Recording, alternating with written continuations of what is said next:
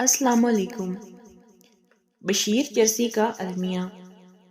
ایک دن بشیر چرسی تبلیغ کرنے والوں کے ہاتھ لگ گیا۔ تبلیغی جماعت والوں نے چرس چھڑوا کر اسے صحیح راستے پر لگا دیا۔ اب وہ جماعت کے ساتھ جہاں بھی جاتا تو اس کا تعارف کروایا جاتا۔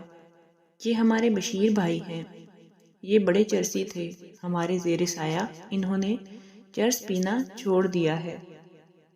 ایک دن حسب معمول تبلیغی بھائیوں نے اس کا تعارف کروایا کہ بشیر بھائی ذرا ان پاکستانیوں کو بتاؤ کہ کس طرح تم نے تبلیغی جماعت سے متاثر ہو کر چرس چھوڑی ہے۔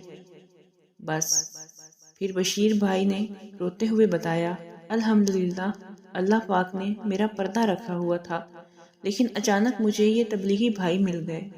خدا کی قسم اتنا تو میں چرس پیتے ہوئے بدنام نہیں تھا جتنا میں چرس چھوڑ کر ہو رہا ہوں۔ مزید اچھی ویڈیوز کے لیے ہمارے چینل کو سبسکرائب کریں۔